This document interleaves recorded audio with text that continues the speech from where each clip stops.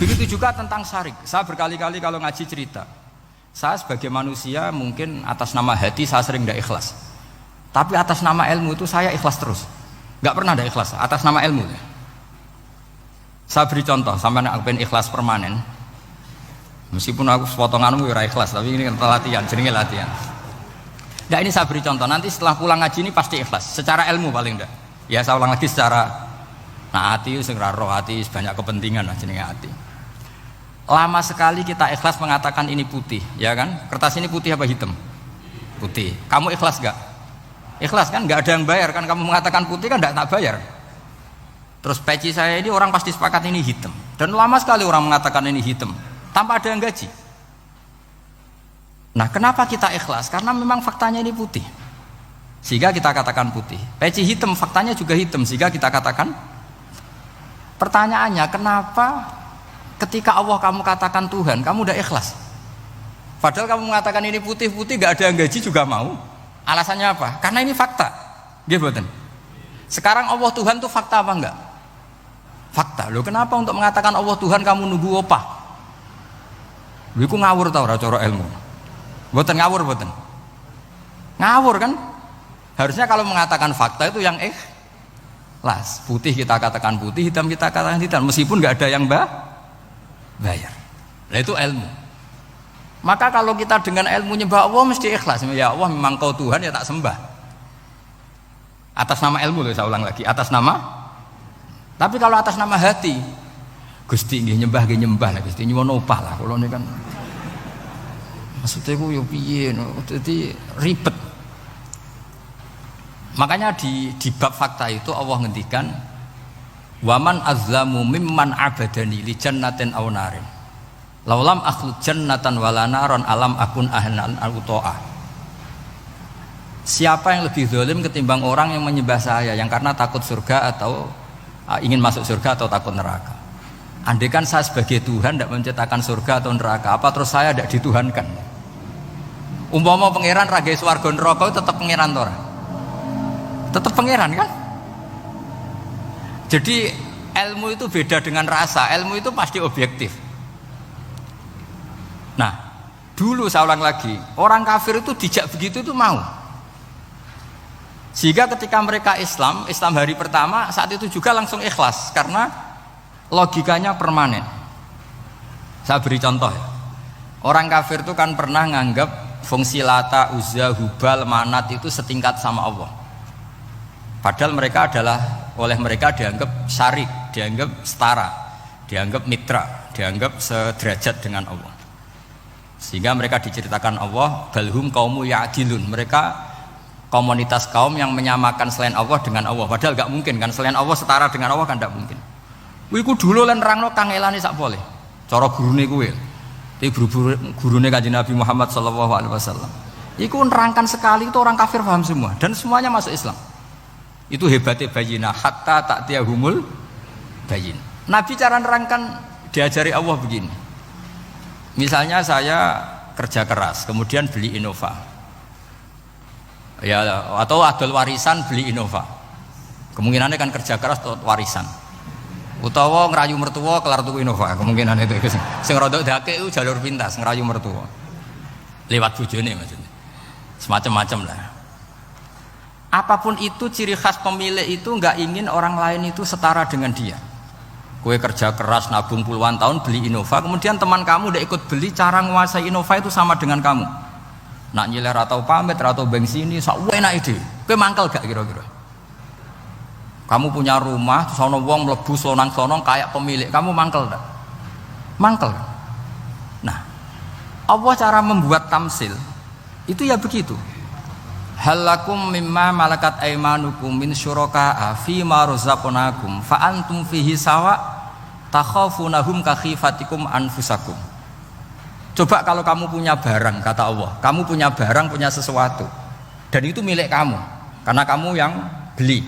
Kemudian ada orang lain yang cara memilikinya sama dengan kamu, mau enggak kamu seperti itu? Ya tidak mau Muhammad, ini milik saya kok ada orang lain yang merasa setara dengan saya, tidak mau saya. Kalau orang lain mau pinjam ya harus ngemis-ngemis lah, harus dodok-dodok. Ya seperti itu Allah itu bumi itu yang menciptakan Allah sendiri. Kemudian kamu menyertakan orang yang tidak ikut menciptakan setara dengan Allah. Ini apa-apaan? Oke mat, kalau gitu Allah la syarikalah. Jadi itu tamsil apa? Saya ulang lagi ya, kalau kamu beli Innova, mau nggak ada orang lain yang cara menguasai Innova itu setara dengan kamu? Mau nggak? Nggak mau kan? Bahkan istri saja nak nganggo kudu pamit. Nak lagi nengan, arawan nengan ya oleh. Tapi apapun itu kan tetap saja harus pamit, harus prosedur. Namanya ndak ikut punya. Nah itu kemampuan ini yang mulai hilang di umat Rasulullah. Jadi Nabi itu punya fatona. Fatona itu kecerdasan untuk memberi penjelasan. Disebut orang kafir itu tidak akan infikak, tercerabut dari cara berpikir mereka. Munfakin hatta ta'tiyahumul. La bayina itu siapa? Rasulun minallah yatlu suhufam mutah. Jadi Nabi itu kalau memberi penjelasan itu gampang sekali. Baik itu penjelasan akidah maupun penjelasan fikih. Dulu di Medina itu abkhosun nasi kailan. Orang Madinah itu orang paling curang kalau dagang dulu sebelum Rasulullah datang. Sehingga misalnya mau beli pelem itu mangga itu, pentil ya dihitung pelem. Jadi busron itu kurma pentil ya dihitung kurma. Misalnya kulaan pari hijau wis dituku, padahal urung jelas jadi padi. Nah nanti kalau kena badai angin ya sudah, apa itu uang itu nggak kembali. Ketika Rasulullah datang, Nabi mau tanya, "Cung tuku apa?" Tumbas pelem. Sekarang satu pohon pelem dituku 2 juta, itu rego pelem tar rego pentil. Mbak sampean jawab ya? Pentil kan gak ono regane, sakmene iki. Ndak ketika dibayar 2 juta itu rego pentil apa rego pelem? Pentil lho mboten. Ketika pentil sakmene dituku 2 juta satu pohon itu rego pelem atau rego pentil? Pelem kan? Sekarang faktanya pentil apa pelem? Pentil.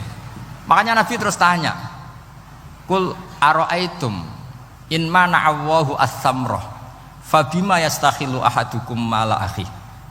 Banyak tak apa loh hadis-hadis. Andai kan nanti pentil ini kena angin, kemudian 2 juta itu bayari apa coba? Diarani bayari pelem rantuk pelem, dibayari pentil itu regane 2 juta, dipangan ora kena. Akhirnya wong Madinah sadar betapa buruknya sistem perdagangan mereka. Wong pentil kok diregani 2 juta. Semenjak itu ada fikih boleh jual pentil itu ba'da budui sholahiyah, setelah jelas-jelas jadi pelem. Paham ya? Dan Nabi cara nerangkan gampang. Fabima yastakhillu ahadukum mala akhi. Lalu alasan halal itu apa? Kamu mengambil uang 2 juta atas nama apa? Atas nama pelem ya Rasul di peleme. Atas nama pentil, mosok pentil regane 2 juta.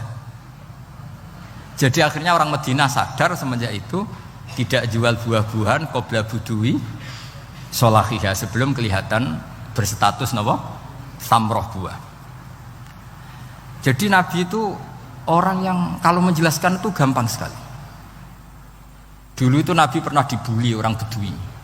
Nabi pernah ngendikan la adwa wala tiarota wala hamah. Tidak ada penyakit menular. Ya ada orang Bedui itu iseng. Iseng itu ya iseng.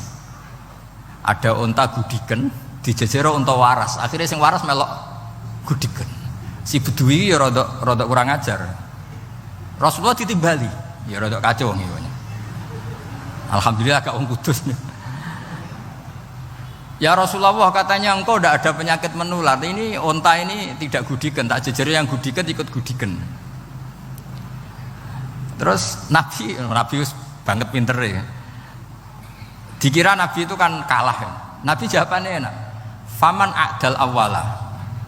Semua rawi membaca al awala. Mongko te sapa ada maringi nular sapa man al awala sing pertama.